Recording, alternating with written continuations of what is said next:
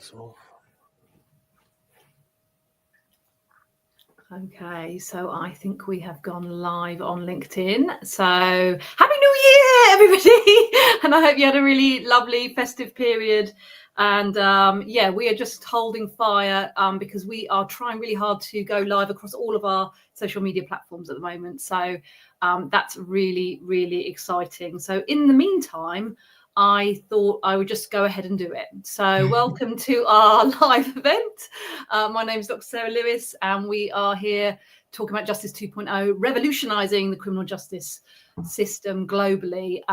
So I am the director of Grow, Transform, Belong and Penal Reform Solutions, and I feel really passionately about how we need to upgrade justice and serve our communities and the people within those communities, and doing that through compassion and doing that through a real kind of knowledge base, but doing that with real courage as well. So today, this is our third event, and I'm welcoming two lovely people with me, Dan Reynolds and Cam Stevens. So Dan, do you want to just quickly introduce yourselves? We're talking today about training, and we're talking a little bit about what do we need to do, what are the lessons that we could learn within criminal justice criminal justice professionals within the context of training. So Dan, do you want to introduce yourselves with that in mind?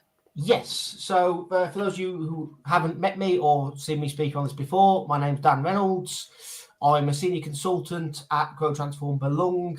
Before joining this wonderful organisation, I worked for the prison service for several years and moved up the ranks from officer to rehab culture lead. In both of kind of those organisations, I had quite a lot of experience in terms of training. So whether that was supporting new staff when they came into the prison setting, shaping their understanding of what their role was around rehabilitative culture and also their engagements, and touched on elements such as corruption and so on. When I moved towards this organisation, I then had to broaden my training horizons.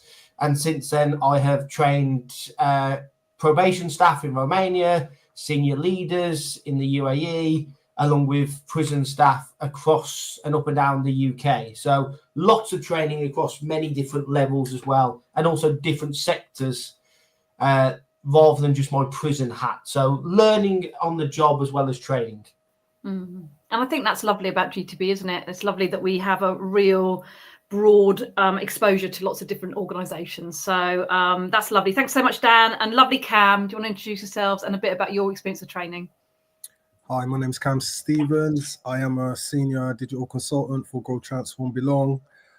In terms of, I guess, my experience in training, I guess working alongside GTB, it's put me in a place where I've been lucky enough to deliver training up and down the country, primarily to staff within an AP setting. So we have, I think, trained maybe 400 people up and down the country in the last 12 months in terms of leadership training within the justice setting. So yeah, that's a little bit about me. Really happy to be here today, and we've got some really, really good conversations that we're going to be having around this subject. So wonderful. Before we do that, I guess maybe just a tiny amount about my training experience. So I've been around within the criminal justice space for about 20 years. I was a senior academic at the University of Portsmouth, where I did my PhD all around relationships, and trained the work that I got from that, which was the model of dynamic therapeutic correctional relationships, to kind of train that kind of globally, and had some real privileges to go to different places, whether that's Hong Kong or whether that's in the United Arab Emirates or kind of Europe, just training lots of different kinds of professionals and learning an awful lot about them along the way. So it's wonderful to have you here. And today we're going to talk about what are our take homes and what are our lessons from all of our experiences of training within this space. What are the kind of key takeaways that we have that we want to share with you, really, but also to really encourage those. I can see that we've got lovely Jamie on the live today. If you've got comments, please do put them in the in the comments box wherever you may be, and also to let you know that this is being recorded. So yeah, just to make you aware of that. So yeah, let's start off then with the first lesson. So we talked a little bit about this before we did the session. So I'm going to start with Cam in terms of your first lesson. Your first lesson was all about creating a sense of safety within a kind of learning environment. So do you want to tell us a little bit more about that? Yeah, sure. So from my experience, I guess going into any new group, right? I think there is always a sense of how honest can I be within this space? Is anything that I say here going to be frowned upon, or is it going to get me into trouble? So I think letting the participants know from the outset that we are there for them. This is all around their benefit, and we are impartial. We don't work for HMPPS or the MOJ. We are, I guess, our own organization. It gives people that sense of security to think, okay, these guys are working in this space, but they are not attached to, I guess, the services that we work for, and that gives them the autonomy to be a lot more freer and open in terms of their feedback, what they're finding, and it just makes for a much more enriched session when people feel safe enough to open up and tell you what's going on for them. I think over the time that I've been delivering training, what I have found is when you do create environments of safety, the richness, the rawness that you get from that, people start to be vulnerable, and start to say what's really going on for them. And sometimes it can be just that one space where people can get things off their chest, where that has been piling up for a long time, in a safe space where they know that as professionals, that it's not going to go any further than within the confines of our training, unless somebody is imminently going to be harmed or around that kind of fashion. If somebody is saying, I feel suicidal, or I want to hurt somebody, or along those lines, then we have to do our due diligence around that. But yeah, just to create an atmosphere, and where people feel heard, people feel respected, people can challenge in a safe way. It just creates a really, really, really enriched training, I guess, environment. I love what you're saying there, and there's something about courage there, isn't there, that I think sometimes we have got a culture which I guess we would associate with Justice 1.0 at the moment, that maybe is about vulnerability as a weakness, and you need to show up and kind of look like you've kind of got everything sorted and the answers. And sometimes I guess when people come into this space that is hopefully a different kind of space that's really focusing on learning and focusing on them, there's something about you can be your own self, you can show up yourself, and you can be honest about where you are. And what we find is that it's certainly with some of our training where we meet people, we do road shows, so we meet people for one kind of road show, and then we come and meet them again. I think from listening to both of you about that meaningful work that we've done with approved premises, people are starting to put their guards down, starting to talk about their fears, starting to talk about some of the things that are challenging them. So safety doesn't come as a kind of automatic thing, does it? That takes time, that takes connection, as Jamie's got there. And there's something about us there. There's something about us presenting in a way that we wanna hear what you have to say. We don't want to hear the right answer.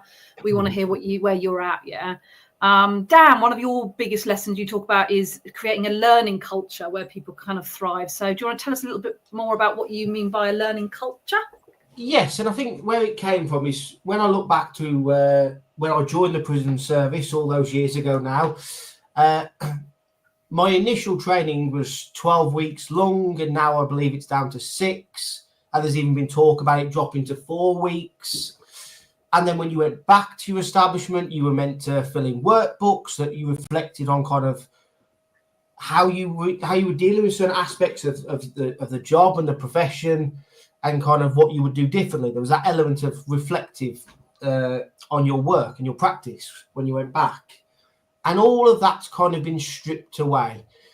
And often when we talk about, some of the times when I hear people talk about prison staff, but criminal justice staff more widely, is they talk about an unwillingness to learn, an unwillingness to change and develop. And I always think it's interesting that if learning is not appreciated by those at the top, and that would be suggested by them cutting down the opportunities for them to learn, then why would you expect a workforce to view learning and development in a positive light? I think if we want to create an environment where our staff are constantly trying to develop and improve themselves, we need to create that environment where that's the norm, that going and learning new things or being open to new ideas and new perspectives is something that is a positive and not a drain on resources, not an additional hurdle to an already busy schedule. You know, the type of rhetoric that we've got right now is training or education is a barrier to engagement rather than a way that we can increase engagement moving forward. So I think that's something that, looking at how we move forward, we've really got to have that built in from the start, that no one is an expert. No one will be able to deal with every situation. It doesn't matter how experienced you are, what you've gone through. You are dealing with people. You are dealing with humans. So there will always be a different challenge or a different set of circumstances that you've never dealt with before.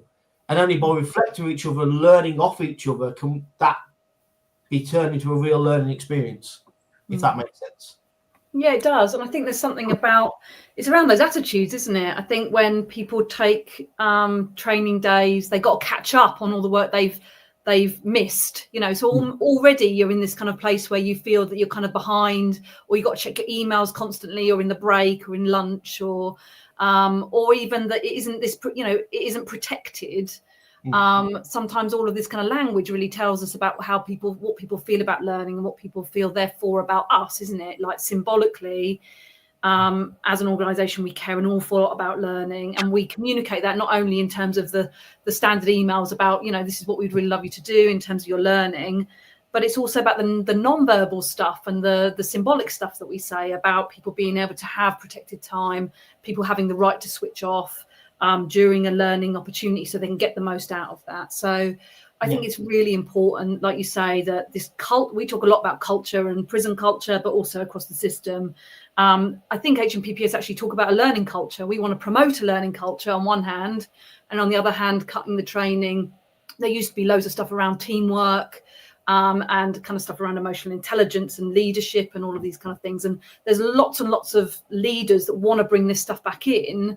But again, it's sometimes really difficult to do that. So I think there's something about, if we believe in a learning culture, which I'm pretty sure most people do, we need to put our money where our mouth is. We need to invest in our people because people do the best with the resources they have. Yeah. So if they're coming into a situation, they haven't been trained to deal with that, or they haven't been trained to reflect on that, how are we expecting them to actually behave in a way that we would like to see is professional and robust, really? Yeah, and I think you see that when you look at the UK in a broader international content. There's countries out there who've got 18 to 2 years for initial training, and we're one of the lowest internationally, worldwide, in terms of that initial training and development for staff, and that's what needs to be looked at. Yeah, even little things like the fitness tests, you know, there's something about what do we require in order to do a job, and then fitness tests going in order to just this real kind of crisis about we need to get people into the job. It's all about numbers. That's very Justice 1.0, isn't it? It's very much about we need bums on seats, it lowers that level of standard that we need in terms of, you know, doing a really kind of complex and important job where we're working with some really we're working with future citizens, and we're working with future neighbours. So okay, on to our next lesson then. So you Cam, you talked a little bit in our prep about showing up for learners and something about intentions, having the right intentions. What did you mean by that? So I think for me, when we go and deliver our training, like, I think it comes across how passionate we are and the fact that we want to see people do the best that they can do. And I think quickly the relationships start to form and the trust builds, and people really believe that we're there for their benefit. You know, even the way that I guess we craft, our training is very inclusive.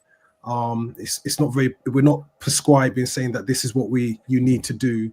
It's what areas do you think that you need to develop, you know? So that in itself, one thing that we do when we do our training as well is I tell everybody, you're the expert of the work that you do. You're living this, breathing this every day, you know? So the fact that we bring so many people together, some people might have been in the job for 20 years, some people might be in the job for a year, but just to get that collaborative learning, and people giving their opinions, giving their views, talking about how they deal with situations, and just like creating an environment where everybody's learning, everybody's giving, there's energy transfer between everybody, and it's really empowering. So I guess that is a little bit about what I meant by showing up for learners, you know, being really interactive, being fun. You know, some of the subjects that we talk about, they're really hard, you know, and there's people that are going through some really difficult times, but to be empathetic, let people know that we're there for them, that we understand, you know, but how can we work through this? What can we put in place, you know, and getting other people who are attending to share their experiences. I think that for me is the most powerful thing, when you see people start to open up and really go deep, and, you know, I guess talk about things that you wouldn't expect, you know. That is like a core measure for me, that, you know what, I've shown up today because the people are invested in what we're talking about, they're invested in what we're training, and they're being open and honest and getting involved in the conversations as well. Yeah, I think there's something really powerful there about you design this training with us. I think there's something about that that's really important, and that means a lot to us. You know, a lot of the time we talk about doing things to people, whether that's, you know, CBT programs with people in prison, let's say, but it's about doing things with people. A lot of the time people say, you know, do you not have issues with engagement? I think what you said, Dan, you know, like people that show up and don't want to learn, and we don't get that often, you know, because we are really, really fortunate to say, do you know what, you helped us design this. You're vested in it, you're part of it, and like you say, Cam, we're not the experts. Everyone has something to give. And I remember doing some stuff in prison, and there was a lady there who worked in the service for like 30 years. She was just absolutely wonderful. And there was also a lady there that had worked there for a year, and they were talking about, I think we were talking about corruption at the time, actually. But what it then led on to was basically about generational differences, and about how she felt being a kind of seasoned member of staff, saying, well, this is how the youth look at me. And just having that space where that young officer could say, do you know what, this is how I see you, and this is what I get from you, but also this is the stuff that I want to offer you as well. And just having that space where people could make sense of each other, and trying to culturally address some of the kind of divisions that we maybe have in our system.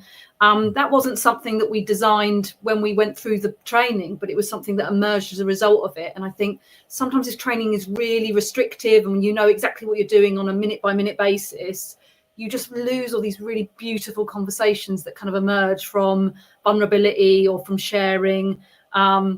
That's the stuff that brings the richness, isn't it? So I think richness is really important. It needs to be applicable. And I guess absolutely supporting what Pretty says there in the comments about, you know, we need to learn. We can't learn in an unsafe environment. We need to flourish in a safe place that is all about kind of trust, and something that fosters vulnerability and motivation and constructive feedback. So absolutely agree with you. Thank you so much for that important comment. And it segues beautifully into, I guess, Dan's lesson, which is all around making training real and applicable. What do you kind of mean by that? Can you tell us a little bit more about your experience of how you feel it's important to make training applicable and relevant?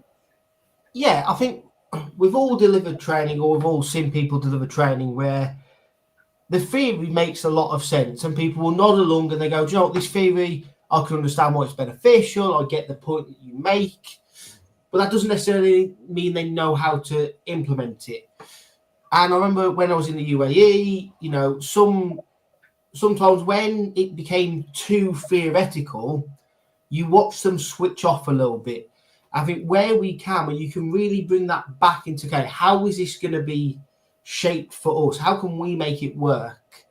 And I think an example I've got is when we talk about empowerment with staff now, you know, whether that's literature around, you know, the law of diffusion and innovation, or whether that's around turn the ship around, most leaders go, I love empowerment, I'd love to do it, I really want to get my staff engaged and moving, and bringing their ideas to the table. The issue comes in terms of how do you do that?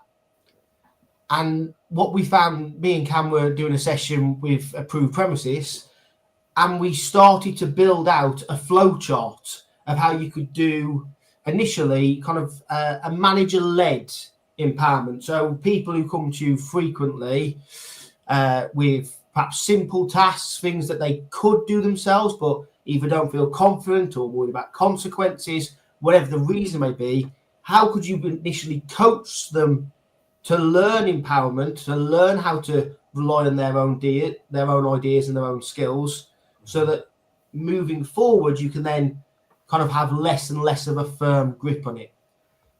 And I think the benefit when you can really build these ideas out and take it from theory to practical skills they can utilize is it really adds to the conversation. They get more engaged with it. They want their point to be part of the practical steps and the guides. And again, it adds to what you said earlier in terms of that code development.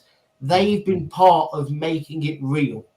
We haven't come in and just said, this is what the theory says, find a way and do it. We haven't come in and said, this is what the theory says, and this is what you should do. We've said, okay, this is what the theory says. How can we make it practical?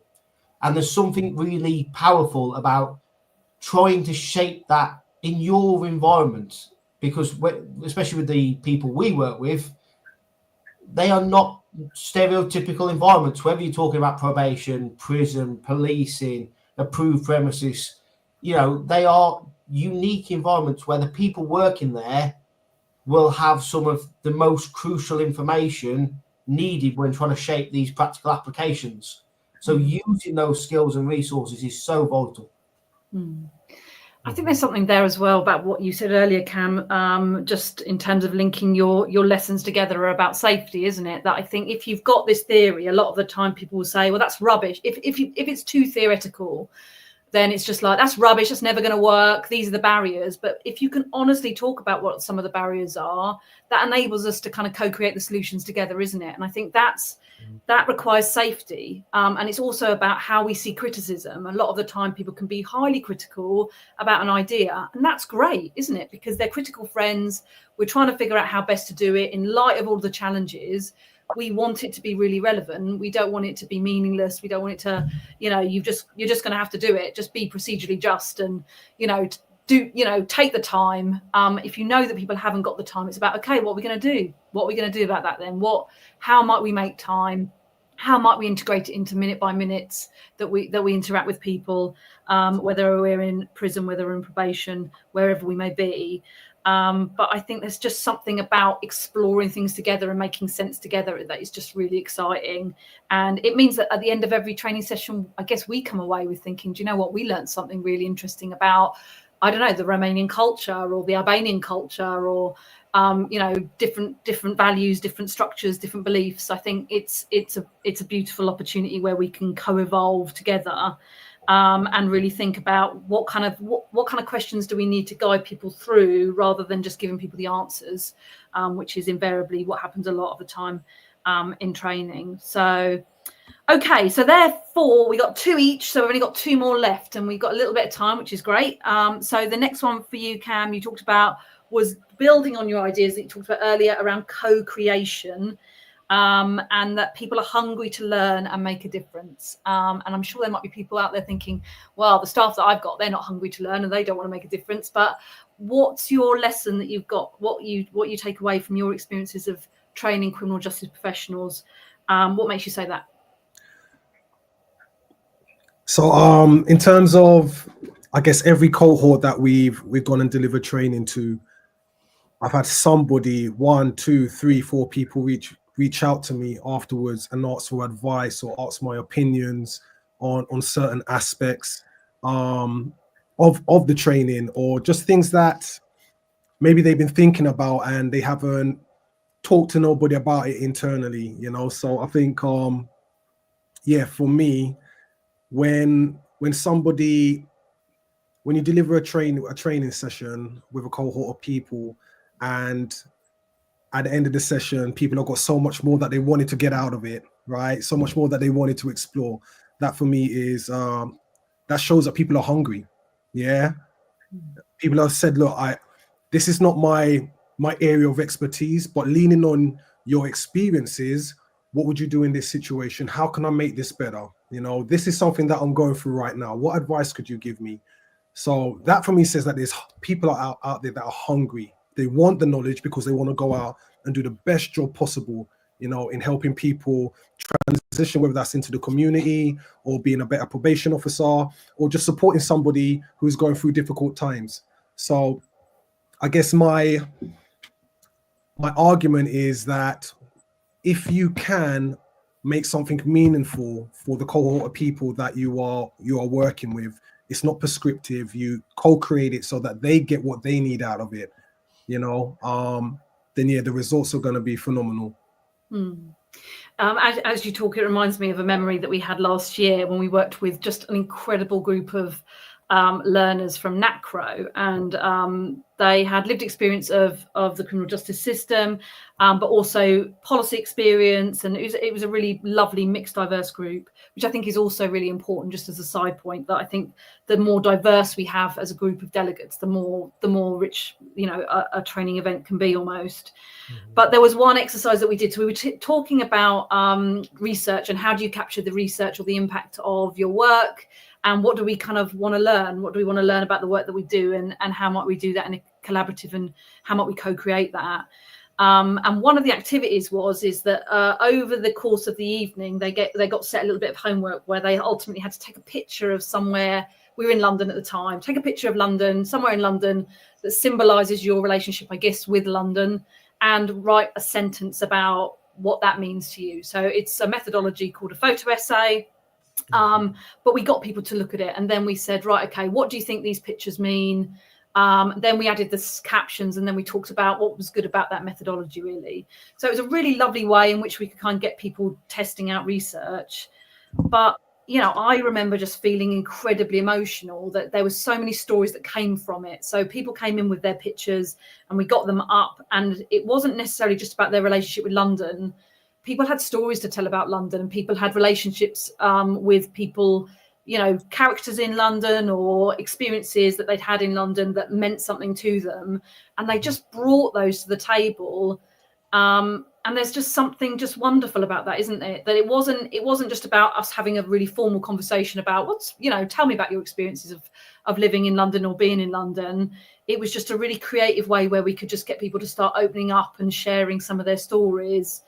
And you could just sense that by the end of that, I think that's probably the most energized I've ever come away from a 3-day kind of research training program, which I delivered with yourself, Cam. And I just loved it. And I think the great thing about hunger is that when people get inspired and when people get motivated, those relationships are lifelong, aren't they? And they last for a lot longer. You know, we've seen some of those lovely delegates maybe 3 times since that training, and it enables us to reconnect, and it enables us to kind of deepen our relationships with people.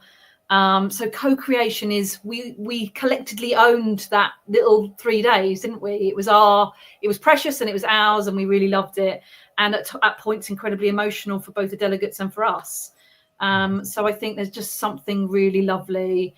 I think with co-creation, there's something about letting go of stuff. You know, a lot of the time we talk about it within research, and the researcher wants to keep hold of everything. You know, I want to control the conditions, I want to control the findings, I want to control the way in which we do it. And I just think there's just something really beautiful that when you relinquish that, you just gain something that is a little unnerving because we don't know what we're going to get, but it's really, really rich in that sense. So co-creation is in everything we do, isn't it? It's in our blood almost. But I think within a training point of view, they're just so lovely to create a looser structure which enables us to flourish and make sense together, rather than it just being this really kind of staged attempt at imparting knowledge as experts almost, which, like you say, Cam, we're not necessarily. So Dan, your final lesson was about taking people out of work. So maybe quite a practical one, really. But why is that important? Why would you say that's hit your top 3?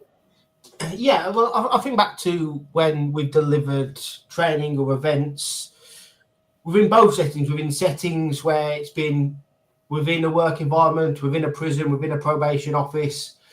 And then I would compare it to when we've actually been able to take people away from their area of work. And the engagement and the feeling in the room is so measurably different. What I find is when you are in their normal work environment is it's almost like they're fitting it in, whether that's keeping their radio on, making sure they can answer the phone, people knocking on the door just to ask them a quick question. As I say, it goes back a little bit to my first point where is learning valued or is learning something you are fitting in within your busy work schedule? And if you see learning as something that's valuable, you therefore have to give it proper space and proper time where people can just be in that moment and in that time. And when you take them away from their place of work and put them in their own clothes and put them in a more relaxed setting, maybe in a nice hotel setting where, you know, there's teas and coffee on hand, a bit of pastries and dinner provided, there's that sense of A, they feel that they are valued, B, they feel the training is valued and it was worth investing in. It wasn't just worth squeezing in a broom cupboard and just making sure it got done and was ticked off to say that we've done this training. It was about giving you the right time, giving you the right space where you could have that day away where you could really engage with what's going on. And people really buy into that. I mean, when me and Cam were doing the AP Roadshow, one or two of them were in hotels, and there's no doubt people were in a much better headspace in those settings. Mhm. Once they got there, you know, it's always the same bit in terms of they then have to figure out traffic and stuff like that.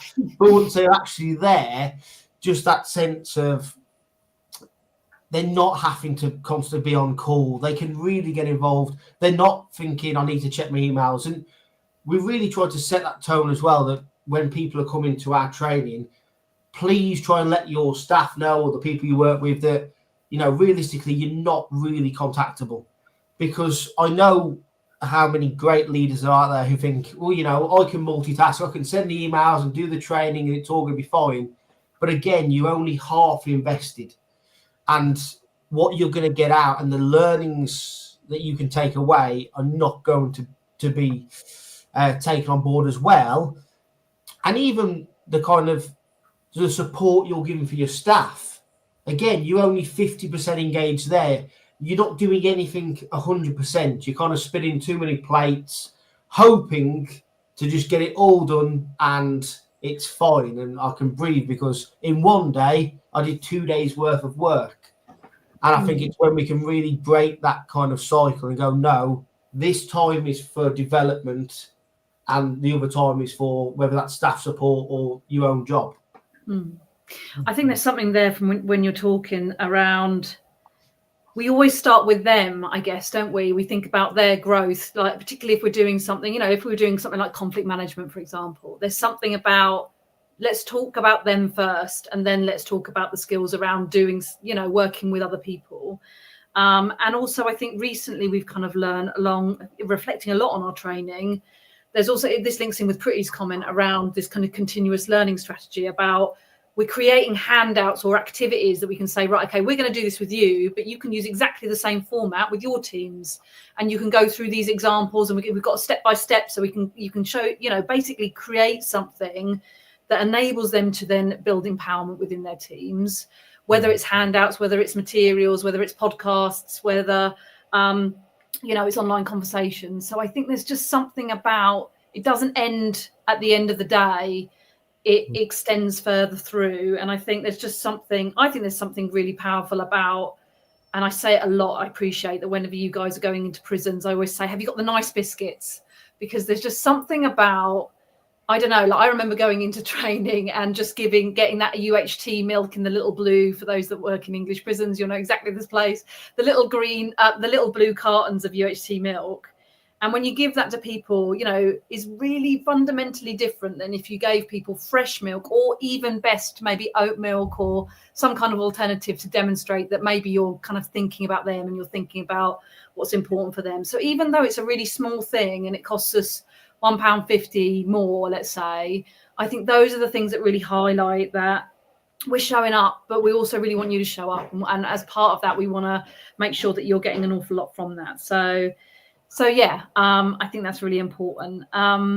So what I'd like to do really in the time that we've got left, thank you, Joe, for your lovely comment in terms of, I've just seen them on the chat. So thank you so much for that. What I'd love to do is just go back and return to some of your topics here before we kind of talk a little bit about some of the work that we're doing in this space as part of Justice 2.0. I guess there's something about how do we do it. So when we talk about showing up, so if we're showing up to an event, how do we practically do that? What does that kind of look like? And I'm going to ask you both because it's, you know, a reasonably challenging conversation. But when we say it's really important to show up to our learners, what do we do as an organisation? What do we do as individuals? Or when we're working with our colleagues, that the process of showing up, I guess, if we wanted to encourage other people to show up for their training, what kind of practical things might we do you think? So for me, it's all about prep. You know, I want to make sure that when I'm going to deliver, that I'm delivering something that's going to be of high quality, that is on subject, and that I articulate it in a way that is easily digestible to all the participants. It's all about bringing energy. It's about energy. It's about giving that energy transfer. It's about inspiring people. It's about getting people talking. You know, for people to walk away saying, "Do you know what? I really enjoyed that." That's showing up for me. And what if you haven't got that energy? Because I know a number of experiences we've had last year where we were tired, or we were a little bit burnt out maybe, or we were a little bit poorly, and that energy maybe wasn't like our kind of 10 out of 10 A game. What kind of things do we do? What do we do then when we haven't got that? We share the burden. That's what we do. If I'm having a bad day and I'm like, Dan, I'm not on my A game today, I'm a little bit tired, or whatever it is, then, you know, like we support each other throughout that. And what I find is, going into these sessions, it's the people in the room that give me the energy. That's where I get the energy from. Like you said, walking out of a 3-day training session and feeling energized at the end of it, that usually doesn't happen, you know. But the participation, the richness of the people that are in the room, the stories, I guess the struggles, the vulnerabilities, it gives me hope. It gives me strength, you know, to keep going, knowing that we are making an impact and people do value the training that we are delivering. I think we also check in, don't we? So at the beginning of every session, we kind of check in with the staff about how are you doing physically, mentally, but we include ourselves in that, don't we? You know, and I remember one particular training session last year. You know, I was really struggling. I got fibromyalgia. I know a lot of people know that, but you know, you don't know when that's going to hit you, and it does hit you you know, a little bit like a train sometimes. But sometimes it's just about saying that, just to let you know, this is where I'm at, and what I really want to do is I want to show up for you. I'm here for you, and I really hope that we can get the best out of this. But in terms of where I'm at, you know, just want to let you know this might be why I'm a little foggy, or, you know, but I really want to listen and to really highlight that that's the reality. We're human as well, aren't we, at the end of it? So that's really important. The other question I have for both of you is around, which we haven't really touched on, is around, I guess, lived experience, in the sense of, Dan, one of your top lessons was about real life examples. So we are currently doing a bit of a deep dive in lived experience at the moment. So what is the value of, you both got lived experience of criminal justice system, and a variety of that at that, yeah. What is the value of that, to have people from different parts of the criminal justice system, or got different experiences of it, or different roles? You know, within our organisation, we got obviously probation, former probation staff, former prison staff, people who've been in prison, lots of different lived experience. Why is that important when it comes to training, would you say? Dan? Yeah, and I think The reason that lived experience lands so well and can work so well is you know where people are, or you have a sense of where people are, and they have a sense of that shared understanding. I think when we've talked, when I've been in establishments and they wanted to talk about their experience, perhaps one of them who was trying to share, he'd been quite badly assaulted, and you could see initially, before he knew kind of who I was and where I came from, that kind of fear around disclosing this and having these conversations. And once I disclosed kind of where I came from, the fact I'd been quite severely assaulted when I worked in the setting, all those barriers came down, and it felt like a very conversational setting. Then it was two people sharing their experiences, and that real care and compassion can come out. And I think that element of where you can give that little bit more understanding. Now, empathy is brilliant. Empathy is an amazing skill, but when you can share those experiences firsthand, I don't think any amount of empathy can match that. And I think me and Cam have both been in settings where just because we know has helped us get in a door that other people may not have, if that yeah, opening different parts of people. It's safety, isn't it? Again, isn't it? I think there's something about I feel safe with you. You know, I as you know, I've been assaulted in a psychiatric setting, secure setting, but there's something about shared discovery, isn't there? There's something about we're learning from one another, but there's something about you've been there, you've walked in those shoes, you've experienced some of the things that I may have experienced, and it may be different, but at the end of the day, it's connection, isn't it, of some kind. That, like you say, if that person hasn't experienced that, there's that level, that level of depth is sometimes much hard to achieve under a very long period of time, isn't it? Like if we've only got a day with people, I think our lived experience can really accelerate trust and accelerate the growth of that conversation through that connection. There's something when I think about like me and Dan, you know, put us in a prison setting. Like when I think about it, me and Dan, when we work together, we smash the myth of them and us. Yeah. Coming from someone who's got lived experience of the criminal justice setting, as in like I've done time in prison, I've served prison sentences, but I'm now working as a practitioner in this space. And Dan being someone who came from a prison officer background, the fact that we're working together very closely, he is like one of my favorite people when it comes to training. We've done copious amounts of training up and down the country, and we really bounce off of each other really well. But it kind of just myth busts as well. The fact that, you know, people can change if you create the right environments for people and you give people opportunities that you can have a real impact in their lives and their outlook on life. And I think for me, when I've disclosed about my I guess my background in coming from a criminal justice setting, people are shocked. A lot of people are shocked that, you know, the fact that I'm doing what I'm doing and I've come from where I've come from. And I think that is an asset as well, because it just sparks that thought in people's minds. So do you know what? Like, this was a really good session. We've really enjoyed this session, but looking at some of the culture that we have in prisons or in the justice system, it's like there's always that distance between practitioner and service user or person in prison, however you want to frame it, because of that culture divide, right? That is one of the areas that we really need to start to bridge that gap, because if we do work together, we know that the creativity that can come out of interventions, out of solutions that are co-created is a lot stronger offering. So that's something that's always stood out for me, and I've been really proud of that.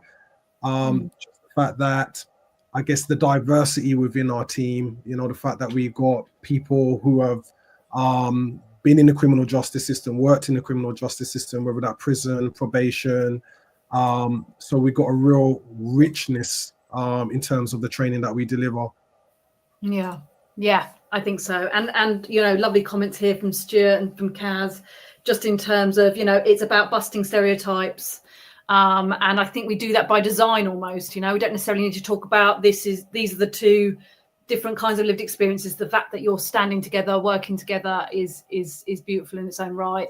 And connection creates change. Thank you, Stuart. It's so true. The importance of having lived experience and using it in a more professional manner, which I think is really the reasons why we're doing our growth standards alongside other organisations that are supporting us with that, to try and bring about some guidance around what does a professional lived experience approach look like. And that's not necessarily just for those with lived experience, it's for employers and organisations to provide them the guidance that they need to do that kind of robustly and responsibly, I guess. So lovely. Well, in the last couple of minutes, we're just going to have a little look at something that we've been developing, which kind of engulfs all of the stuff that we've talked about today around how we approach training. And over the course of the last kind of 9-10 years, we've very much looked at what are the kind of key things that staff might need when working with people in the criminal justice system more broadly, just in terms of human connection, in terms of how we build relationships, how we support change, how we can make a difference, how we can make an impact in the work that we do. Because most people that join the criminal justice system generally do it so that they can make a difference. So this, I guess, this set of modules that are all about kind of continuous professional development is all about how can we build not only people that have got the resources to make the difference they want to make and magnify that change, but how we can build culture change on a much bigger scale. For example, Justice 2.0, which is all about transforming culture and upgrading it. So I'm just going to share my screen, and hopefully this will work with you, to show you a little bit about what we're doing. Can you see that, Cam? I can. Lovely, fantastic. Just sense check it. So our course is set up in terms of different modules. The plan, when we first talked about it, we co-created it with busy professionals, so people that were in probation, APs, and prisons, as well as people who have experienced the criminal justice system on the other side. And what we looked at was what were the kind of key things if we were going to do kind of criminal justice 101 and we were going to create a really meaningful environment. What are the kind of key things that we really want to talk about, and how can we create an online course that is really engaging and really passionate and bottles, I guess, some of the energy that we have around criminal justice reform. But if we go on the premise, which is what growth is all about, which is people do the best with the resources they have, what resources can we provide them and what community connections can we give them for them to thrive, for them to grow, but for them to be change agents in their own right. Yeah. So this is our course. It is a passion project. It's something that we have all worked on together. It's got some incredible people attached to it. So we've very much gone for bite-sized podcasts, audios, videos, conversations, but very much focused on kind of 10% theory. And then, like Dan said, 90% application. So these are the things that are important, maybe, but so what? How might we put these into place? How might we put these into practice? And how might we pull in a number of people internationally that support growth and support the work that we do, and getting them to talk about it? So we have people from all over the place. We have people from Norway. We have people from America. We have people from across the globe that have come together to talk about these kind of key issues. So the first one is positive criminology. So that is all about the stuff that we talk a lot about in terms of what we really want to achieve within a criminal justice environment. So how can we support positive change? How can we be trauma informed? How can we focus on people's values? How can we focus on restorative justice and growth, which is, I guess, something that we feel really passionate about, this idea of post-traumatic growth. So adversity happens, harm happens, and then with that, new learning can take place if we are able to heal that harm and restore that balance. So positive criminology is relatively theoretical, but again, we've focused on these are the key ideas, and then this is what it looks like in practice. So we've got some trauma-informed specialists there, lovely Nicole and Joe, who talk about TIDES and their new kind of approach to trauma-informed assistance kind of framework. So positive criminology is the first unit. You then have an opportunity to do the relationship module. So this is all about our model of dynamic relationships. So it is focused heavily on the work that we do, and I guess in some senses our unique selling point. Yeah, so it's not only about dynamic security and professional boundaries, managing conflict. It's about how do we build those relationships in a practical way? How do we magnify the meaning? How can we bring about change? And how can we understand the other person and use reflection to help us do that? And when relationships break down, whether that's with your boss, whether that's with your colleague, whether that's with the person you serve, how can we build that so that we can bring about positive change? And within that, how can we have self-compassion? How can we have a good relationship with ourselves, which I think is really important. We've then got reflective practice. So this is all about how the real kind of straightforward, how do we do reflective practice? How do we give and receive feedback without taking it personally? How do we set goals about ourselves, support our own learning, embed our reflection into our work so that we're really kind of sharpening our saw when it comes to learning and growing? The next module is then about growth. So this is very much focusing on, these are the kind of key principles that support someone in growing, not only as a professional, but as a human being. So stuff around relationships, finding a purpose, experiencing joy and peace, finding positive ways of coping. This module is all about the professional, what their life looks like, how they switch off from work, how they connect with people inside and outside of work, and how they bring that and how they can show up for their job, which can sometimes be incredibly challenging. And then we give some tools. So then it's about what tools can we give people, whether that's around emotional intelligence, whether that's around pro-social modeling, whether that's stuff around vicarious trauma, so how people can manage that and cope with that, how we can support professional well-being. And once we've kind of really developed that professional, it's then about thinking, how do we grow others? So what are the tools that we might need? How might we get rid of all this noise that we have in our societies through social media, through phones, through technology, through chaos, maybe when we're thinking of prisons, to then really attend to that moment and support people in their growth? How do we do that in challenging environments? How do we motivate people? How can we support engagement? And then the last module, which is all about, right, we know all of this stuff, we're strong, we know what we want to say, we know what we want to change, how are we going to go about doing it?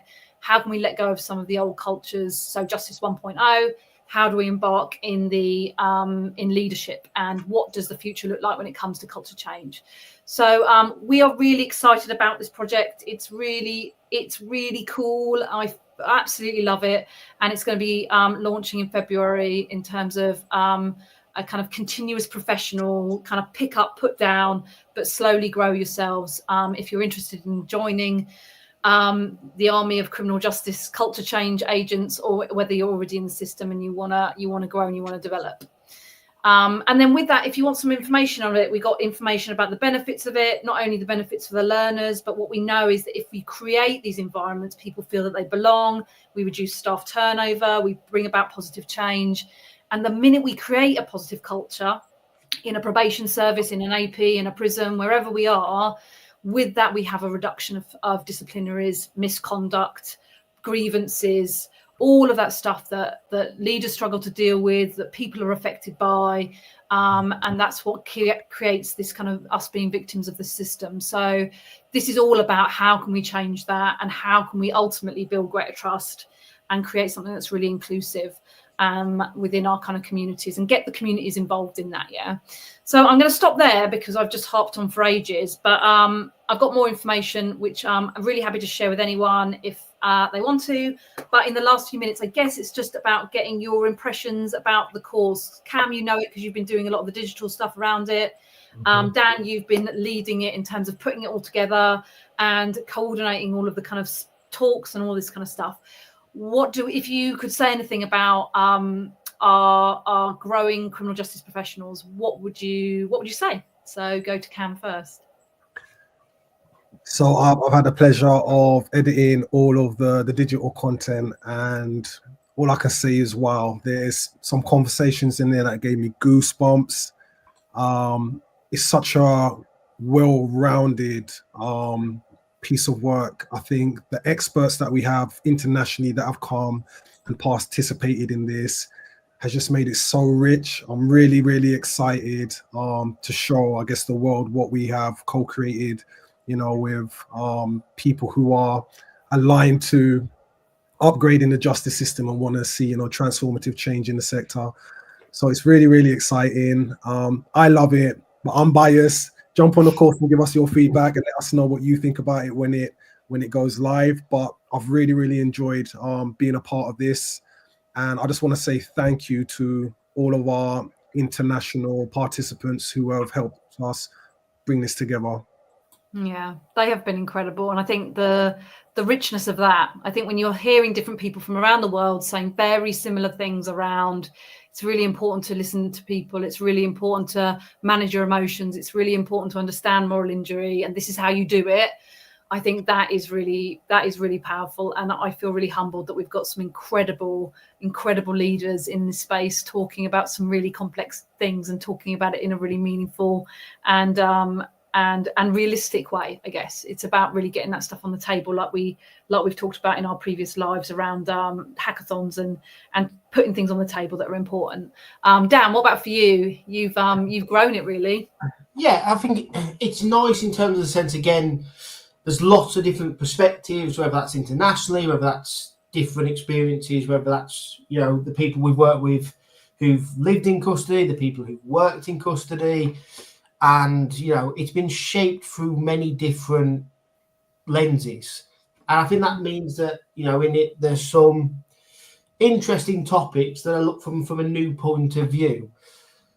I also think it's very user-friendly in terms of how you can pick it up and put it down, and knowing how busy people are working in this sector, it allows time for you to enjoy it and, you know, be involved with it and hopefully get something new out of it without it feeling like it's completely overtaking your life. So hopefully it will test you and make you think from a new point of view without you genuinely feeling like your brain is fried after a long day at work. So trying to find that balance, which I think was very important for all of us, and lots of different, you know, tools as well. So it's not just reading through stuff. You know, there's videos, there's audios. So it is all about how you learn best, and there's lots of different ways, and hopefully we've met the needs of everybody who would like to take part in this. Even I think the little challenges, like at the end, you know, like talk to a friend about this, you know, discuss this with some people. Again, just those informal conversations that are the things that are going to build greater conversations and bigger conversations about change. I think is important, but I think there's also something about people feeling that they're not alone. Cam sometimes shows in our training there's this video of a guy dancing on his own at a festival, and then with that lots of people join and this idea that we're not alone, and sometimes a lot of people I think feel that way. What we want to do is we want to create a community, we want to create belonging. You know, if you're part of growth, you'll know that that's exactly what it's all about. It's about you belong, you are loved, you are cared for, and we want to support your growth no matter where you are in your journey, even if you are rock bottom or even if you are kind of flying high. So yeah, I think it's a space, it helps people have the same kind of language, which I think is going to really help us all communicate better across the criminal justice system. Like Dan said, you know, we've got people from probation, prisons, third sector. We've got some really, really great insights, and it's been really fun. You know, I've really enjoyed doing the interviews, talking to people, just thrashing things out, even you know, things that are slightly different, speaking to, for example, Kevin over in Australia about design and architecture, the importance of our physical environment in prisons. You know, it's just a really lovely different way in which we can look at reform in a different perspective. So it has been an absolute pleasure to grow, and it's everything that we've taught, I guess, in different ways, really. So it's kind of like, how would we package this up so that so many people can get to it, and how can we make it accessible, and how can we make it affordable, so that if you've got the passion and you've got the motivation, then it's kind of it's achievable, and you can enroll and you can be part of it. So yeah, so watch this space in terms of that. 20th of February is the Justice 2.0 launch. And that is all about, let's start a conversation. So if you are seeing things that focus on quality knowledge or courage or compassion or trust, you know, that's our manifesto of Justice 2.0. If you're seeing really good quality work, share it and hashtag Justice 2.0. And if there's things that you want to let go of, things that you don't think are right, things that you think that are outdated, then let's just tag Justice 1.0, and that's and let's let some of that stuff go, so that we can kind of really create a culture where people feel a part of it, and that people feel that they are making the difference that they want to make, because that purpose is stuff that keeps us young and keeps us growing and keeps us happy and keeps us well. So all the best. Thank you both for coming, and we are just about to sign off. Bye. Bye bye. Bye all. Bye. Brilliant. Well.